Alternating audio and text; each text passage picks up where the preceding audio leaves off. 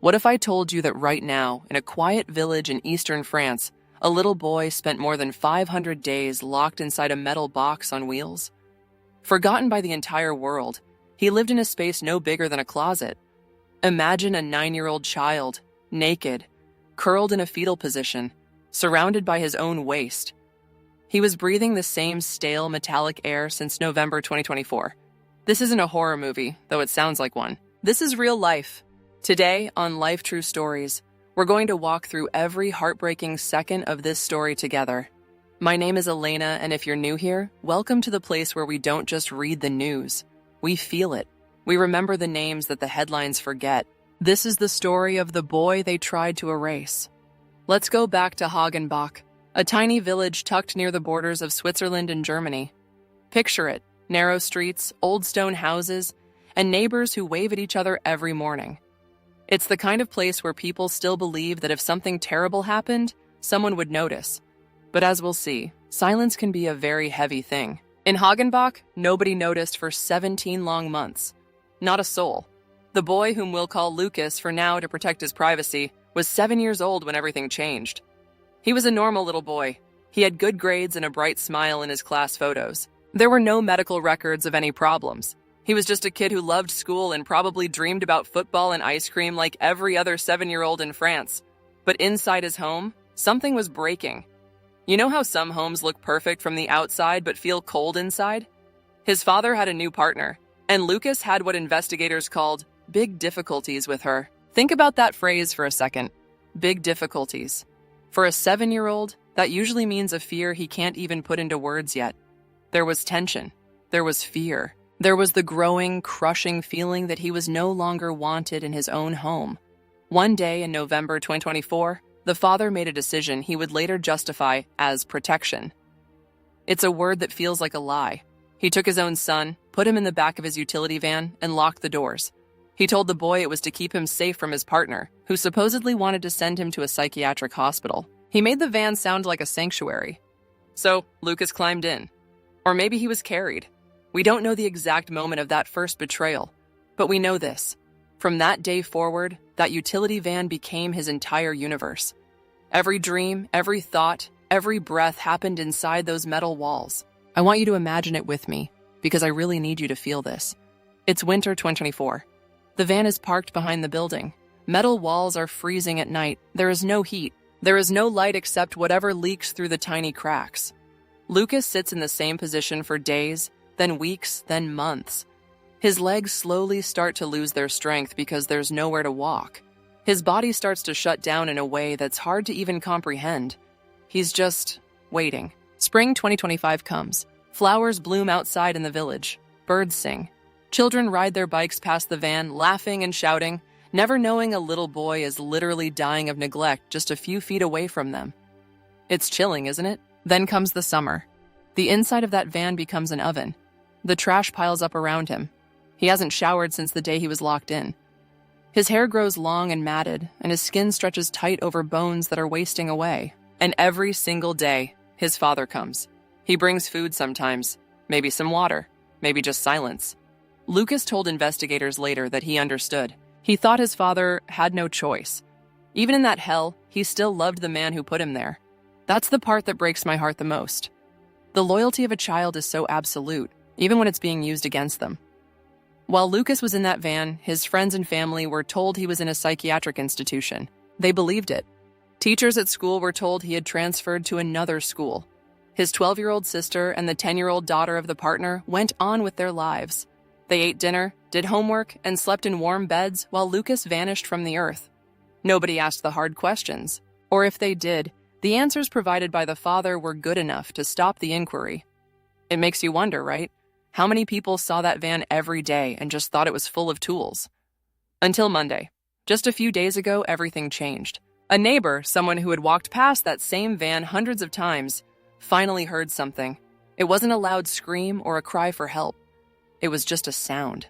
A child's sound. It was the sound of a child who had almost forgotten how to make noise. That neighbor did what so many of us pray someone would do. They didn't just ignore it. They didn't assume it was a TV or a radio. They called the police. When the officers arrived, they forced the van open. And there he was, lying naked in a fetal position on top of a mound of trash and excrement. He was covered by a single filthy blanket. His body was so weak he could no longer stand. He was 9 years old, but he looked like a ghost. His eyes, those eyes that once lit up in a classroom, were now hollow and vacant. They rushed him to the hospital immediately. He is still there right now, fighting to regain his strength. He's fighting to understand that the world outside that van is still spinning. The father was arrested on the spot. The charges are heavy: kidnapping, neglect, and more. He's in custody, but the questions are only beginning to be answered. The partner says she had no idea. She claims she didn't know the boy was in the van the whole time. She was charged with failure to help a minor in danger and released under supervision. But how do you not know a child is missing? Both of the other children in the house have been taken into social services, and now the prosecutor's office is digging deeper. The scariest part of this story isn't just what the father did. It's the 17 months of collective silence. Friends, this is where it gets personal for me. I sit here every week reading stories like this, and every single time my heart breaks. Lucas wasn't hidden in a remote forest or an underground bunker.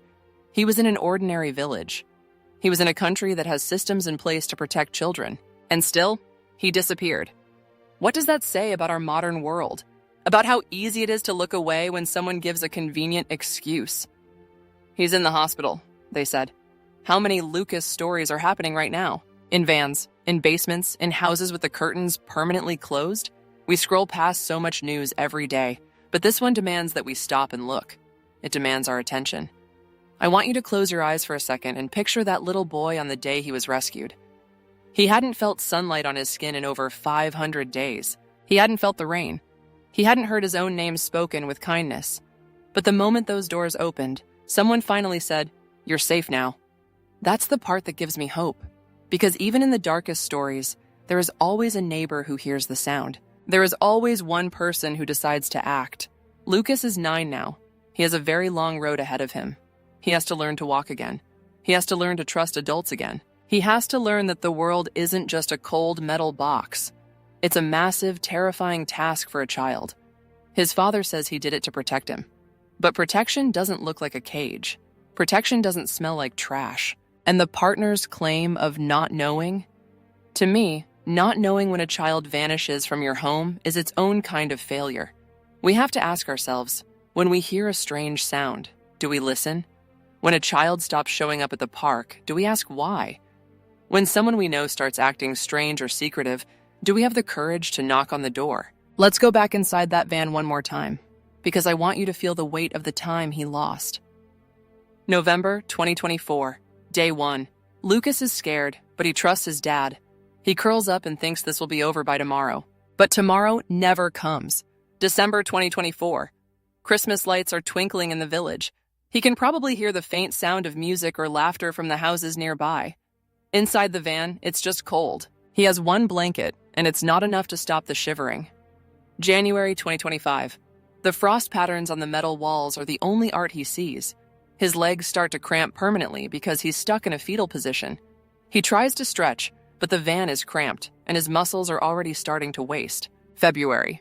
His body begins to eat itself. This is what happens in extreme malnutrition. He stops growing. He's a 7-year-old boy whose development has been frozen in time. He whispers to himself just to hear a human voice. His own. March. The first signs of spring. He can hear the birds more clearly now. He thinks about school. He thinks about his desk and his friends. He wonders if they miss him. He wonders if his teacher knows where he is. But the silence continues. April, May, June. The heat starts to build. A metal van in the sun is a brutal place. The air becomes thick and hard to breathe. The smell of the trash around him becomes overwhelming, but eventually his senses just dull. He stops noticing. July 2025. His 8th birthday passes. No cake, no candles, no happy birthday song. Just another day of staring at the ceiling of the van. He is a year older, but he feels 100 years old. He's forgotten what it's like to run, August. The heat is at its peak. He's dehydrated. His skin is pale and papery.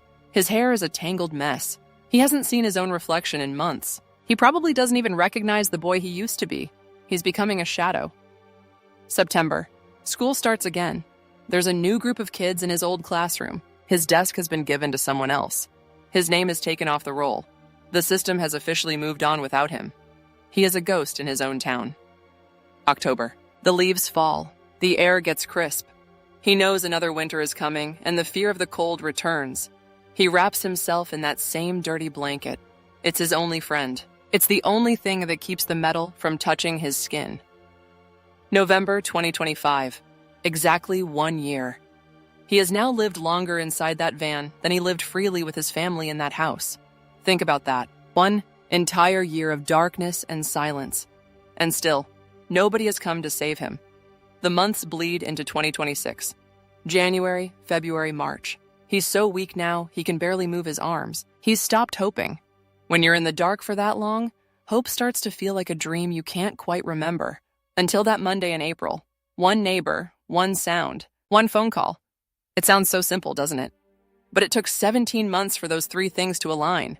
When they did, the world finally rushed in to fill the void.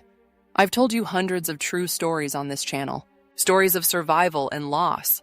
But this one, it feels different. Because Lucas is still a child. He is alive. He is in a hospital bed right now, looking out a window. He's watching clouds move across the sky. To him, that probably looks like the most beautiful thing in the world. He has a chance to heal, but the scars we can't see, the psychological ones, will take a lifetime to fade. That's why I'm asking you to do something different today. If you know a child who suddenly disappeared from your life, or if you have a neighbor whose kids you haven't seen in months, please don't just assume everything is okay. If something in your gut is telling you a child is not okay, listen to it. Be the neighbor who hears the sound. Be the one who makes the call. Because the next Lucas might be closer than you think. They might be right next door. The prosecutor's office is still investigating whether others knew. They are looking into the school, the social services, the extended family. I hope they find the truth. I hope there is accountability for every person who looked away. But more than that, I hope Lucas knows that the world is watching now. I hope he knows that millions of people will hear his story and send him strength. To the boy in the van, you are not alone anymore. You are seen. You never have to be locked away again. Your life, your true life, is just beginning. You are safe, and we are all rooting for you. It's a long road to recovery, but you've already shown more strength than most adults ever will. If this story touched you, if it made you angry or made you want to hold your own children a little tighter, I have a few requests. First, leave a comment with the word "seen" so we can show how many people care about Lucas. Second, share this with 1 person. We need to raise awareness about how easily children can fall through the cracks. And third, stay aware. The world is full of darkness, but it's also full of people who choose to bring the light. Thank you for spending this time with me and with Lucas. His story isn't over, and neither is ours. We have to keep fighting for those who can't fight for themselves. We have to be the voice for the silenced. Until next time, stay kind, stay aware, and remember, sometimes the bravest thing you can do is simply listen for the sound of someone who needs to be found. Don't let the silence win. Keep your eyes and ears open. I often think about the psychological concept of bystander apathy. It's that idea that if many people are around, someone else will surely help. But in a small village like Hagenbach, that apathy became a prison for Lucas. We like to think we'd be the hero, but the reality is that it's hard to speak up. It's hard to be the one who causes trouble for a neighbor. But looking at the state Lucas was found in, isn't causing trouble worth it? Imagine the police officers who opened that door. They are trained for a lot of things, but seeing a 9-year-old in that condition, that stays with you. They said the smell was the first thing that hit them, the smell of neglect. Then they saw the movement under the blanket, a tiny, shivering movement. When they realized it was a human being, the atmosphere changed instantly. It went from a routine check to a life-saving mission in a heartbeat. The medical reports are coming out slowly. They talk about severe muscle atrophy. They talk about vitamin deficiencies that you usually only see in famine zones. His bones are fragile. His skin is prone to infection. He is physically broken. But the doctors also say he is resilient. He is communicating. He is starting to eat solid food again. Every small step is a victory. The first time he stands on his own 2 feet will be a miracle that the whole village should celebrate. The father's defense is that he was overwhelmed. He says he didn't know what else to do. But there are always options. There are hospitals, there are social services, there are relatives. Locking a child in a van is never an option. And the partner, her defense is ignorance. But how do you live in a house and not notice a child is gone? How do you not notice the father going out to a van every day with food? Ignorance in this case feels like a choice. The justice system in France will have to decide their fate. But for Lucas, the sentence has already been served. He served 17 months for the crime of being an inconvenience. It's a debt he never should have owed. As we wrap up today, I want to leave you with a thought. Communities are only as strong as their most vulnerable member. If a child can disappear in the middle of a village, we have to strengthen our bonds. Check on your neighbors. Talk to the kids in your life. Make sure they know they have a safe place to go if things get bad at home. We are the safety net. If we fail, the consequences are metal boxes and silence. I'll be following this case closely and providing updates as Lucas recovers. There's already a movement starting to support him, and I hope it grows. He deserves the best childhood we can possibly give him from here on out. Thank you for being part of this community. Thank you for caring about stories that are hard to hear. It's through this collective empathy that we can actually make a difference. We are the witnesses to these lives. Take a deep breath, hug your loved ones, and remember to always, always listen for the sound. The world is waiting for people like you to hear it. Good night and stay safe out there. We'll talk again soon. One last thing, think about the courage of that neighbor. They didn't know what they would find. They might have been worried about being wrong, but they called anyway. That one act of courage changed a life forever. Be that person. Lucas is no longer the boy in the van. He is the boy who was found. He is the boy who survived.